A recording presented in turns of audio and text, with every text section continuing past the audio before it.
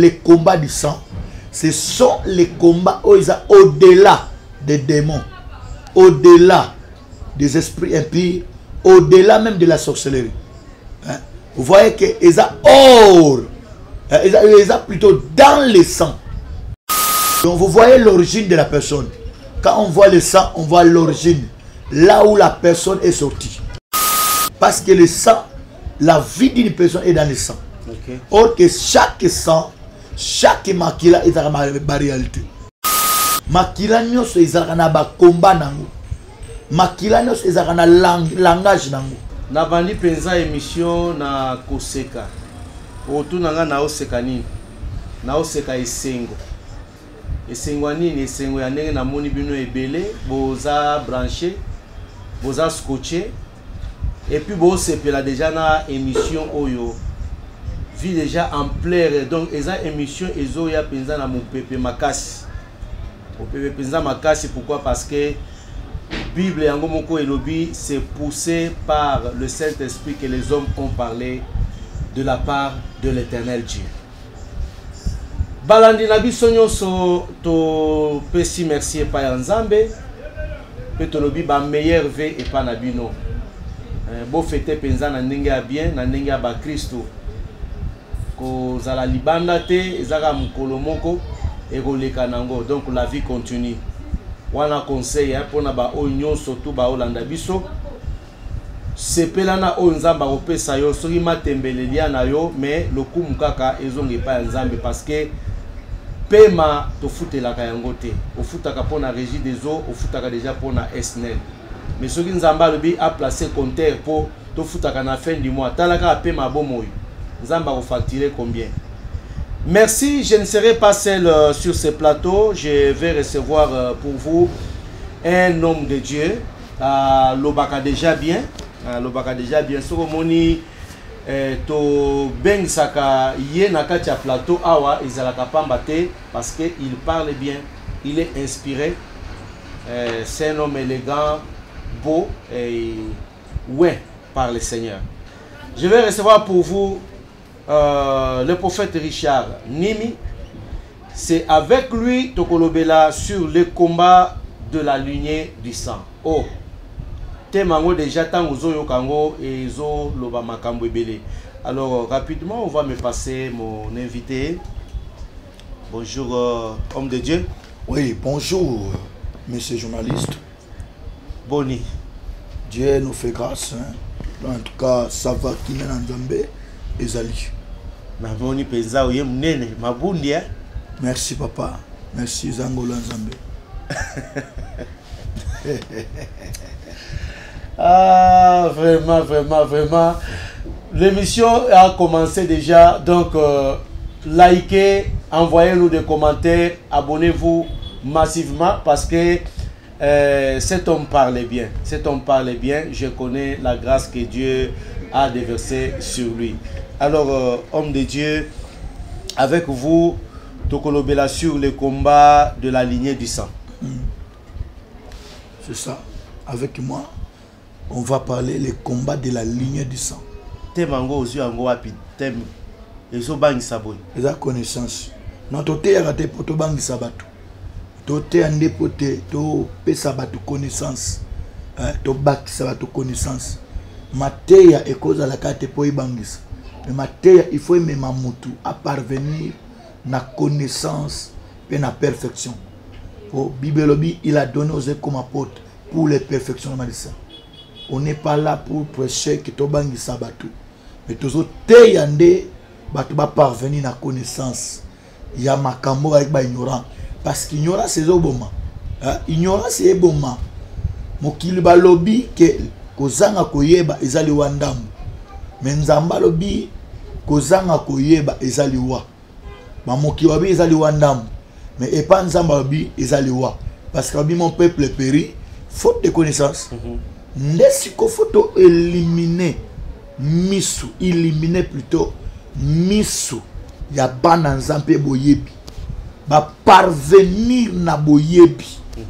Parce que boyebi ezali moko ya délivrance. Tant que tu as connaissance, osani aobika mama kangola mambala moko ya bilo musu to vivant autant de la ignorance tokenda na bazebola tokenda na banganga kisi tokenda ba bipai na bipai ke basani ba sukula biso parce qu'on était ignorant. Okay. Ya bilo musu pe to sala ta musu to ndozalaki ba ignorant. Papa akufi mama akufi oke kofuka mana tombo na ye. Oyebi sa ye kinengo zo kende kubosa na biso te. Biso pe to bosa to bando kanisa ga yo. Yo pe kanisa ga biso. O mon ke mutu maloba wana isala kate. Mais ba maloba wana bilo moko ya mabe ezokota na alliance ya ténèbres. Ndozo mona Dieu nous a placé pour te fungula. Mayela bana nzambe ba parvenir na vraie connaissance. C'est là nano homme de Dieu. Est-ce que les loyo kobo ya le fait que batata na biso oyo ba kufa ba kenda ba kokipe ko jouer rôle moko na biso bato totikali ba vivant? Bon, mais ces journalistes de ma page, je dis ceci, j'aime toujours répondre en conformité à la parole de Dieu. Parce que la parole de Dieu, c'est la vie de Dieu. Dieu, c'est sa vie. La parole, c'est lui-même Dieu. Alors, je ne peux pas dire quelque chose, je ne peux pas enseigner au tort de l'essence de la parole de Dieu. L'essence de la parole de Dieu.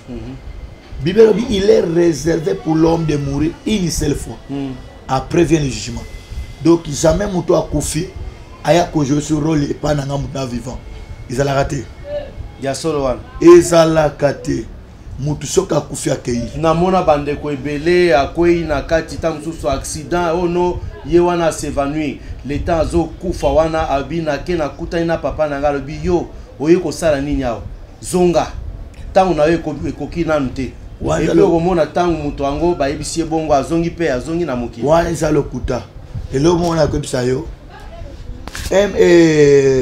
Un être oya kufi akoki ko la utiliser par Dieu, par son image, par Dieu, soit par un démon, soit par Satan. Mais en réalité, nous a koufi accueilli. Mais bakola ta image na. Nzambe, tozo exemple, Nzambe ya des fois bimilaka. On a moni aidi na bala. Eza aidi na bala te men Nzambe alati elonga aidi na bala. Et on peut son message attraper. Bon, jamais yo comment elonga Nzambe. Hein? Jamais comment elonga Nzambe. Si Dieu peut se manifester par nayo. Akoki ko yelo elongi na ete. Mais aola telongi tam sur un saint homme de Dieu mon boy. Akufa ou bien tam sa vivant. Aola telongi na epa ye alobela yo. So bato ba ignorant ko yoka na lote aidi na bala azo pesa ngambote, azo pesa ngam mission. Mais aidi na bala kenda makamune dia ici là. Aoze la kaka mukolo ya enlèvement poisani. Assez quoi? La résurrection des morts en Christ. Mais Adina Bala ozonga souté. Peut-être que l'esprit qui était pas Adina Bala et kokote et pas mutu. Dieu peut le faire. Mais à koki ko jouer rôle té pas nanga muta vivant. Yango monaki té limsa ba journaliste. Yango monaki batumi bali bakufaki. Et Lazare, un pauvre Lazare et avec un homme riche. Bakufaki bibabi ke pauvre Lazare a kendaki na scène d'abord. Mais un riche a kendaki na lieu de tourment. Alors, tamba kendaki nani azo senga azonga.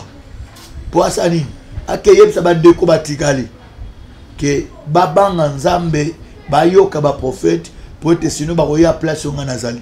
Réponse ezakini. Ya nzambe ke oya ye awa azonga gate. Je commence au blelo bato bakomi ko bake kimbango abimelinga. Oh non, adi na bala bimelinga. Ou bien ta mususu non papa kuluki na biso abimelinga ko tayisinga koto kuna place za la zone yokwama. Mais eza lokuta. Je pense que Togolo Belango prochainement. Certainement. Les mots ne reviennent plus. Ok, Togolo Belango prochainement. Donc, les lots sur le combat de la lignée du sang. Je pense que Tokokaki d'abord pour Pambola Libota Nzambe. Merci. Par la prière. Prions, merci papa pour nous rappeler Bissou. Parce que d'abord, tout c'est la prière. Dieu bénit cette émission. Une fois de plus, nous te rendons grâce. Nous te disons merci pour cette occasion et cette grâce de nous tenir devant ce plateau et d'entrer dans la maison de tous tes enfants qui vont nous suivre et qui nous suivent maintenant. Seigneur, bénis leur maison, bénis leurs enfants, leurs familles et leurs activités. Nous recommandons ces moments et tout ce que nous allons dire, Seigneur, que ça soit pour ta gloire, au nom de Jésus-Christ de Nazareth, j'ai supplié. Amen. Amen. Alors, to lingi vraiment to comprendre quintessence, il y a sujet Oyo, hein, le combat de la lignée du sang. Donc, ce que je peux expliquer, to comprendre les lignées en isa lignée bandi wapi ti wapi. Bon, merci, monsieur journaliste Benson. Tant au bazoloba, le combat du sang, le combat d'abord, il y a deux mots. Il y a le mot combat, il y a aussi le mot sang. Alors, combat eza bitumba ozobunda. Mais bitumba wana parce qu'il y a d'autres combats to bunda ne batang sur la Bible. Nous ne luttons pas contre la chair et le sang. Hein? Donc, to bunda contre makilate. Ce n'est pas contre makilate, c'est-à-dire bitumba ya makofi. Hein? Bitumba makofi na bitumba osani, mais contre les esprits méchants dans les lieux célestes. Tamabi les esprits méchants dans les lieux célestes contre les princes de ce monde de ténèbres. Donc vous sentez que ils habitent les banda ya makila. Mais tamabi les combats du sang, ce sont les combats au-delà des démons, au-delà des esprits impurs, au-delà même de la sorcellerie. Hein? Vous voyez que ils ont plutôt dans le sang. Donc vous voyez l'origine de la personne. Quand on voit le sang, on voit l'origine. Là où la personne est sortie. Parce que le sang, la vie d'une personne est dans le sang. Or que chaque sang, chaque makila est dans la réalité. Makila nyos est dans la réalité. Makila nyos est dans la combat nango. Makila nyos est dans le langage nango. Même le caractère est dans le sang. Même les caractères, même les comportements. C'est dans le sang. Oui. Pourquoi le monde a l'élo, un chrétien, assemble la kanzambe, mais un caractère à kanda. Quand vous voyez son père, ou bien sa mère, ou bien son grand-père, alors qu'il a un caractère. Donc, il y a hérité dans le sang. Parce que héritage, ils en ont deux volets. Héritage, ils sont dans le domaine physique et dans le domaine spirituel, surtout dans le domaine du sang. Donc, hérité, yango nakata makila. Parce que les lois comme un excès de zèle, que le bangana a su la famille. Non, c'est bien que tu es enfant de Dieu, mais tu as le sang de ton père, tu as le sang de ta mère. Malgré oser parler la langue. Malgré tu peux parler en langue. N'oublie pas que tu as des réalités. Mais si tu as la famille, donc quand tu deviens chrétien, au boy famille n'oubliez pas. Boya maman na yo, boya papa na yo. N'oubliez pas que même Jésus-Christ, dans la chair, il était aussi fils de Marie et fils de Joseph. Même il m'a ignoré qui a monté. Mais ce que zongi na volonté, il y a bon Zambé, il y a volonté, il y a mission. Jésus-Christ n'était pas un homme qui n'a ni papa ni maman. En réalité, il y a qui m'a monté, mais pour la côté ça par rapport à la mission. Ça surtout à libotate. Mais à ça il y a Marie. Donc c'est ça. Jésus-Christ a qui moi na Joseph. Il veut battre que oh non nzoto wana zaki na ngoiza nzoto ya Joseph. So ba totoboli boy makiro zo biwana ADN ya Joseph. Parce que là qui 100% homme 100% Dieu. ADN ya Joseph. Jésus. Certainement. Ce que ça n'a ADN à Joseph, c'est que Joseph monte à Sainte Marie. Non. Nazolo baboye. Papa dans la chair. Mais il est homme. Il est homme. Hein? C'est pas Joseph à Sainte Marie, mais par rapport à la Ina Makambunyo à Marie. Hein? Pourquoi Monique Jésus-Christ a collé, hein? A commis jeune garçon. Mais à Zokende a côté pena musala papa ne manusala. Ils ont l'expérience avec Moutou. Donc à quelque ça peut qui charpentier. Alinga landa linya papa na malgré mission ya la qui a monté. Le ko la temps ya mission ne koka ina nuti. il faisait tout ce que chaque enfant a dit. Ok. À Kobe tapé balle. Et comment mater mais Yesu passé après. Et puis la capacité au beta balle.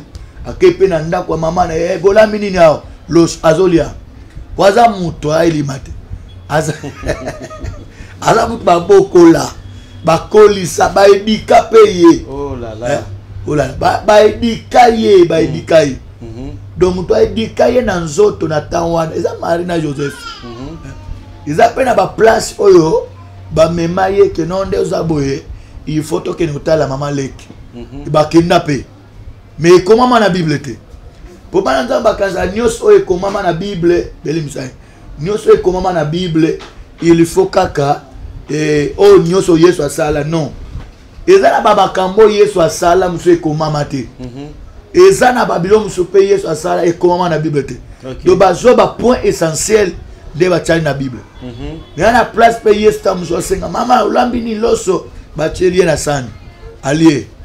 Mama ndeni mama Magdala kuna Mardi Magdala ndeni ni kuna nani Lazare boyo bado ayebi babilo kwa me koma mate parce ba trouvango tina ta komango. OK. Voilà, homme de Dieu na ligne na yeba, est-ce que c'est possible que mutu a évité combat ya lignée à sang? Oui, c'est possible. Étant donné que Makila fonctionne. C'est ce que j'avais dit dans l'émission Yakala. Oui. Il est impossible au vider Makila aux anamons. Parce que nous devons comprendre que le combat de santé que papa n'a pas qui mouté ma belle. Si on a sali que papa. Pourquoi le combat de ça est réel? Au comment on attend des générations moi na moko. Mais a eu comportement, ton caractère, il y a quoi a mais à Kenda Kala. Alors, tu peux te poser la question, mais comportement, il y a moi, noyo. Pourquoi kaka ezoko kanana, koko na biso a leka kartam sous il y a deuxième génération, et que biso a la troisième génération. Il faut comprendre que Zali est héritage à Makila. Izabi loko aoyo mwana wana, a uti ko hérité na Makila. Donc na katia Makila muto na capacité ya ko hériter eloko malamu to eloko mabe. Oyebi ke nganga nzambe ma enseignement oyo sur ba combat di ça ezalaka ba enseignement moko ya ba confusion makasi. Comment papa? Ngai na yoka ndeko moko azo sambela. Nzambe alongola elongi na ye po ebanda kokokana na papa na ye.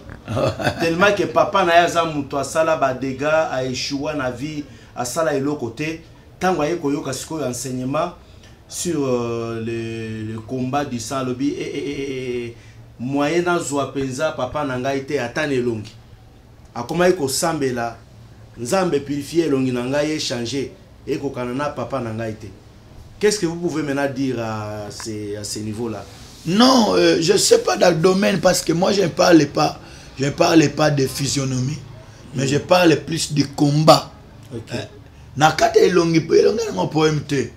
Mais oui, parce que batumusupe au moni papa na ye asala mabe mo boy. Siko akomi ba msunbe bazalaka ako changer pe combo. Alongo litamso même poste non na ndenge bisto tozalaka combo papa faut la poste non. Ya yonde non. Ale sikoyo ayebi ke ayebani papa bango la kimuto mabe. Siko poete ba timbe la yete.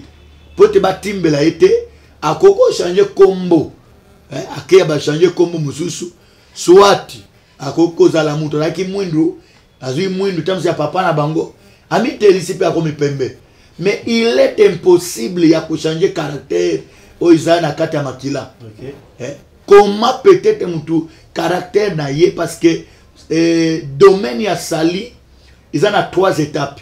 Nous avons le sali de l'esprit, nous avons le sali de l'âme, nous avons aussi le sali du corps. Alors tant mutu azo yamba Yesu na mukolo oyo ayambi Yesu lokola mokonzi pe mobikisi. Mukolo wana nde esprit no esani ezolobiko. Mais na kati ya sali ya esprit ezalaka instantanément.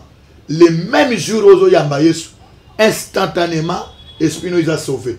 Mais ton âme n'est pas instantanée. Le salut de ton âme prend du temps. Par rapport na zeli ya mutu azo na kata mambo nzambe. Deuxièmement, na ndenge oyo ye azali komi kotisela.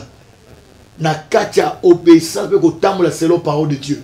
Kuna ndesko âme ya ozola sali. OK. Alors dans l'âme, na kata âme. Makila izana âme. Âme izana kata makila.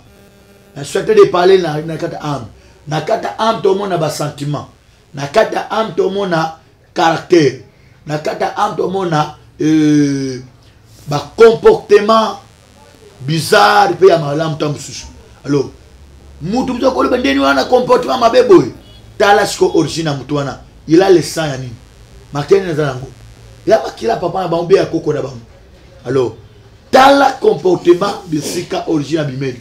Nanzela makila ndet emso ya libo elekaki. Nalobela kango. Neti makila Abraham alakinani. Abraham azalaki serviteur de Dieu. Mais Abraham et makila na ye zali na bitumba nini? Bitumba ya héritage de promesse. Ba ene bana ko héritage ba promesse te. Soko tali mwana na liboso Abraham. Ok, Bible lobi que les aînés ba ko hériter ba promesse. Mais ce que Abraham est né, moi je suis c'est qui Ismaël. Mais Azoa qui héritage. Oh, Abraham a dit que Ismaël vive.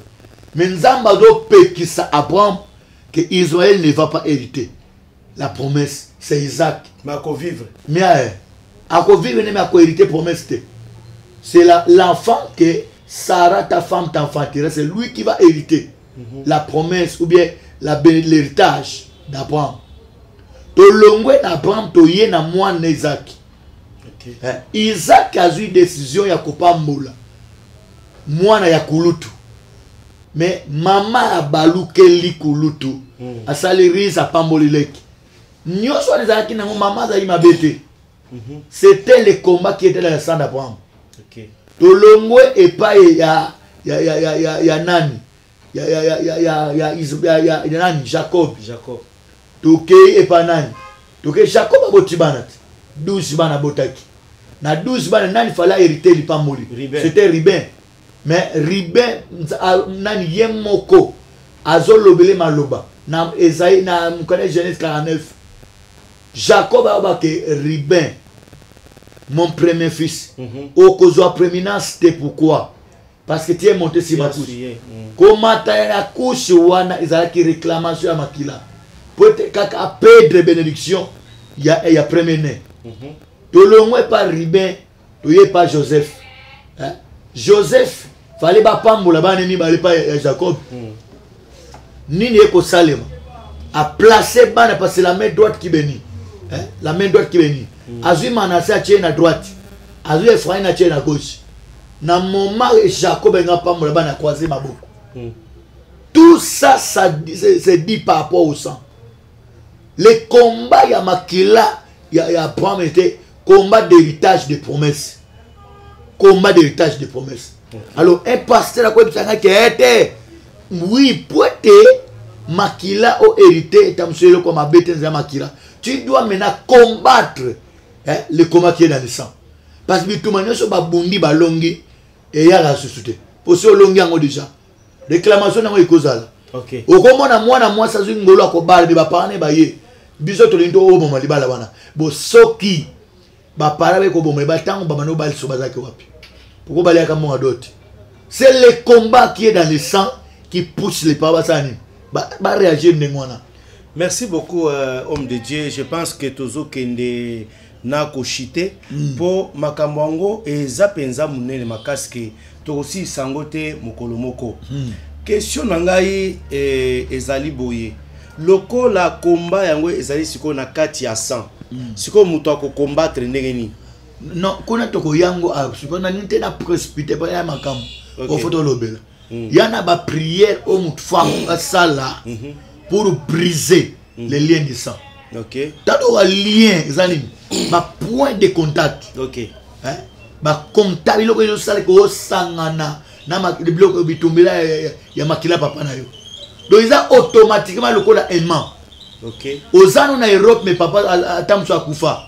Mais eza na point de contact ezo kwa tirer combat et yaka ko bungisa yo OK libala musika mais tellement que makila papa bino ezake bat bavanda na libala te bitumba wana ezo ya ko localiser mbala moko na kacha ndako libala ezo ya ko localiser na ndako libala il faut ekufa donc nde babemba lien du sang nde tozali kobenga bana nzamba benga biso et si peut-être quelqu'un zo vivre babiloka boye et qu'il a besoin de vivre la main de Dieu a contacter biso na numéro na biso à contact ils allaient plus 243 89 87 59 834 plus 243 89 87 59 834 wana tokoyeba kosungana nzela ba prier témoin na nzambe wana et ba ko briser les combats du sang na kat na makiana abuka balien wana et ba combat du sang.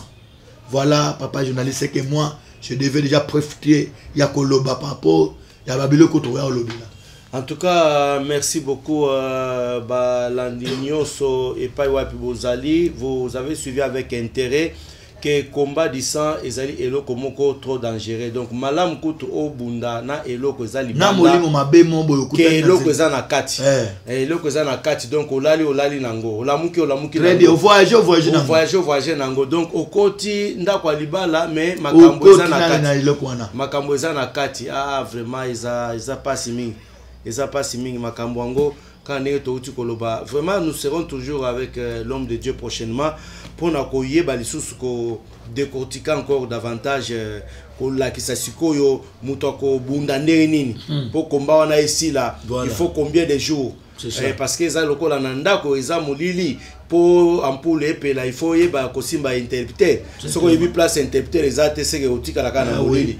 Donc yango ezo sala ke ba tebele. Voilà, ba tebele bazo sambela mais et makambo penza échanger simbate makambo esi mutu ndenge na koloba peke pasteur na nguya te soit akosha pata 20 églises ngana utaikona na yesi mate na ye a ndenge moko eza yete il a un combat dans son sang ya bituma moko eza na kati na ye okobala pe moi si papa moi kitoko il a ses qualités mais bitumba o aye nango ye na makila na ye. Je pense que le problème c'est aussi se reconnaître mais certainement il faut reconnaître d'abord que il y a un qui est origine, il faut reconnaître votre origine. Na bitumba wana na kati na ngai. Bitumba po bundango bien faut yeba bitumba ni nanango. OK. Po soko ko ignorant ko risque kanga bando place fa ba kanga bando. OK. Ko risque benga na ba demo parcelle na côté.